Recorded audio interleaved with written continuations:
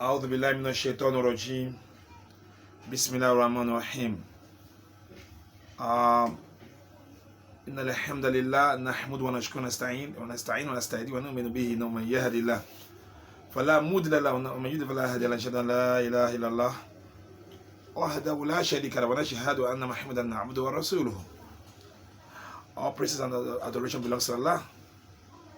Beseech Allah to shower His blessing and His mercy on His Prophet Muhammad sallallahu, his household, his companion, his relatives, and every Muslim that follow the virtues they are teaching till the day of reckoning. I say Assalamu alaikum wa rahmatullahi wa barakatuh. And today, inshallah, we shall be discussing that title, KIYAAMU LAYL Fadluhu wa KIYAATUhu. That is vigil, night vigil, night worship is benefits and how it's been observed. If we say KIYAAMU LAYL, we know that Allah, our creator, our God, created two things in pairs, in twos. For example, Allah created man and woman. He created light and darkness. He created sun and moon. He created everything in pairs. So He's also made days and nights. So our days, Allah said, وَجَعَلْنَا النَّهَارَ مَعَاشًا. Our days are meant for daily sustenance, daily livelihood, daily pursuit, to go to work, to hustle, to make money, to feed the family, and lead a fulfilled life. But the days, وَجَعَلْنَا اللَّيْلَ لِبَاسًا, the night is meant for hibernation, for resting, for sleeping, for relaxation. But if you look at these two, Allah swear by the day and the night. It implies that both of them are very magnanimous, very germane. But the night we're talking about, Allah subhanahu wa ta'ala personally informed us that we should not use the whole night for sleeping, for relaxation. And it's why He said that وَمِنَ اللَّيْلِ فَتَهَجَّدُ نَافِلَةً. He said, from the part of the midnight, wake, keep vigil, and uphold a prayer, and very soon your God shall promote and elevate you to a magnanimous position. It means we can attain benevolent and magnanimous position during night vigil, or by upholding night vigil activities. You don't use the whole night for relaxation and sleeping. And before Allah subhanahu wa ta'ala imposed and made 5 daily prayer compulsory, He informed the Prophet ﷺ to engage in vigil.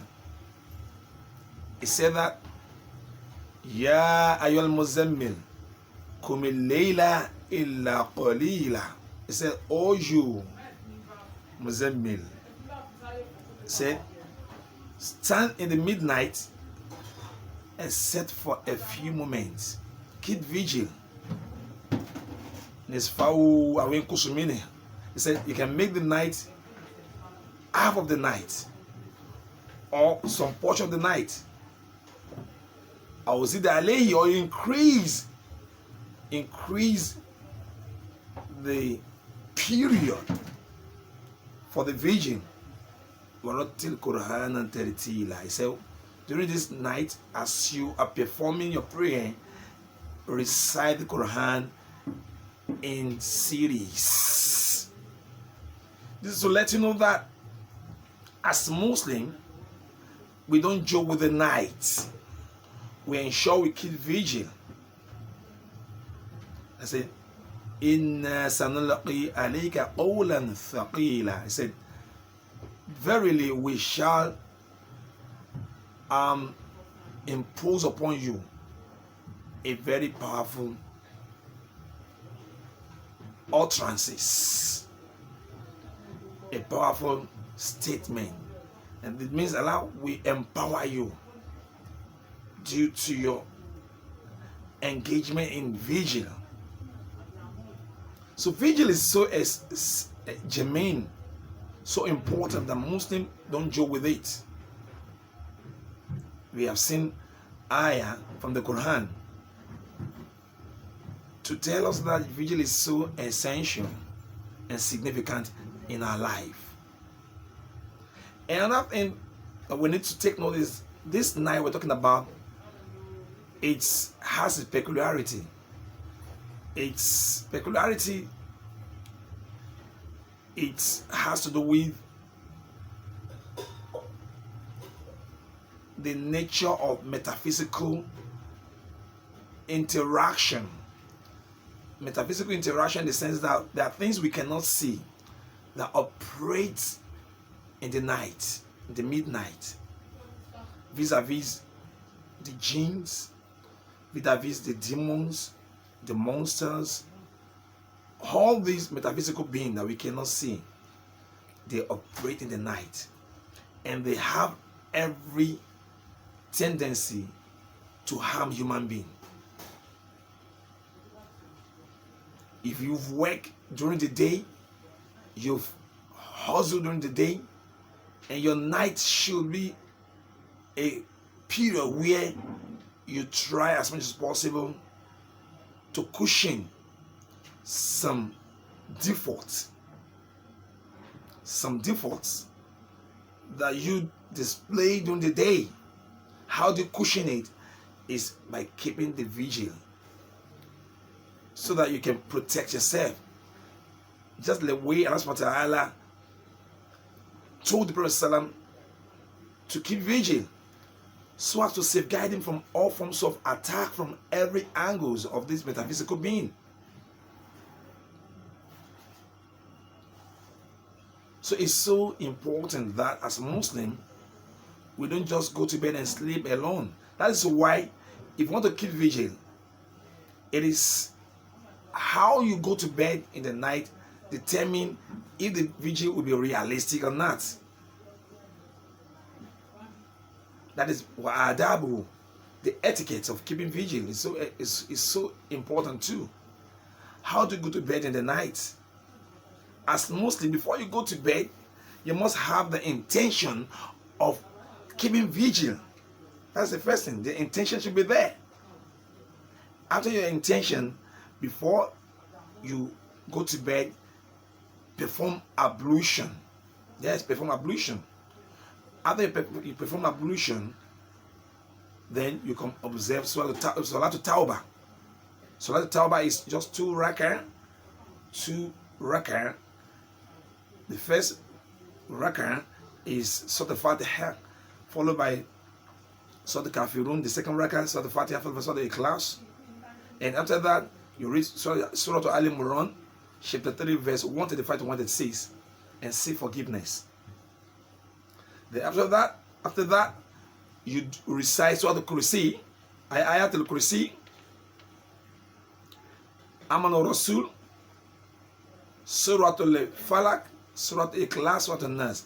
and you blow it on your palm. They rub it all over your body, and you sleep by facing Qibla on your right side. That's the best way to sleep in the night. Because before you go to bed, Shaitan will always want to haunt you. The Prophet ﷺ said that when every son of Adam goes to bed, he said Shaitan will tie 3 knots around the neck of such person. I will tell the person, this night is very long, continue to sleep, don't wake. But if the person is able to wake in the midnight, one of the knots will cut off. If the person is able to perform ablution in the midnight, the second knot cut off. And if the person is able to also observe 2 rak'ah or nawafil, the third knot cut off, and such a person will realize his day as being very active Muslim. Before you go to bed matters a lot. And one of which we also need to understand about the Vigil, Rasulullah said that Abdul Salah mafrudo as-salat fi jawfi al-layl. He said the best of all prayer after the 5 daily compulsory prayer is the prayer we observe, the Vigil prayer that we observe in the midnight. Because it is sunnah of all prophets. It is the practice of the righteous predecessors. So Muslims should embrace it. It has a lot of merits and advantages for you if you try as much as possible to embrace it as a Muslim. So if you go to bed, you do what we've mentioned earlier, you will know that certainly you will wake in the midnight. But there are things that will not allow you to wake again. Avoid eating heavy food before going to bed. If you eat late and you eat something very heavy, it might affect your sleeping too. Do not eat late. Do not take what is too heavy. If you overwork yourself, you overstress yourself during the day, it will affect your activity in the night. Do not overwork yourself. If you do not do the normal adhkar, the normal dhikr during the day, it can also affect your midnight, your vigil. And your relationship with Allah subhanahu wa ta'ala, the way you relate with Allah during the day also matters. It matters a lot. That will also affect your vigil. You know, we have some Muslims today, they sleep all through their life. They don't wake in the midnight. Some of Muslims, we delay going to bed because they want to watch film, they want to watch movie, they sleep very late. This also affects your vigil. As Muslim, you try as much as possible to go to bed early and avoid all avoidance.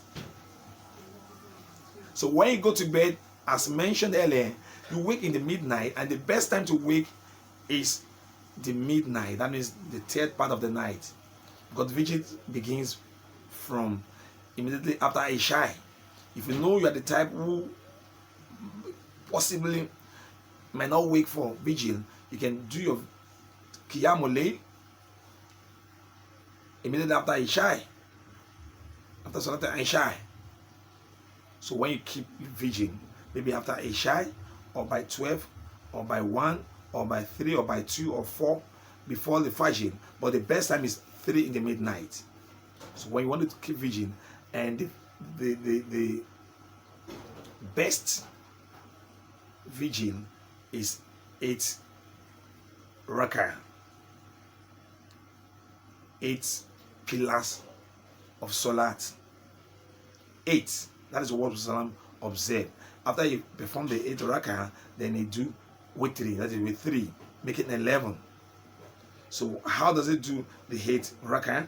You do the first 2 is 2, 2, 2, The first two and do taslim, the second two taslim, the third two taslim, and the fourth two rakah taslim. Then after it is done with taslim, then you stand up to do 3 additional rakah, which is witri, to make it 11. In your vigil, it is advisable to make it lengthy and long. I mean, the Quran you will recite that should be very long if you have the strength and the capacity to do such. So after you are done with the vigil, you make it lengthy. You read the Quran. If you know you do not memorize much of the Quran, you are allowed to hold the Quran. We have evidence in the traditions and hadith. You can hold the Quran and read directly from the Quran. It is allowed. And after you are done with your vigil, you're also allowed to do istighfar. Allah said that وَبِالْأَسْحَارِ هُمْ يَسْتَغْفِرُونَ. You do istighfar. Then you pray. You pray. So it is allowed to also do kunut during your last part of your witri. If you have the strength, you do kunut. But when you're done with all your vigil, you do your istighfar and you pray, ask Allah for whatever you want. And once you do that, your prayer will be answered. Allah is going to fulfill everything for you. And because that's the best time prayers are answered, the vigil period. We pray to Allah subhanahu wa ta'ala to forgive all our shortcomings and accept this letter as an act of worship. Assalamu alaikum wa rahmatullahi wa barakatuh.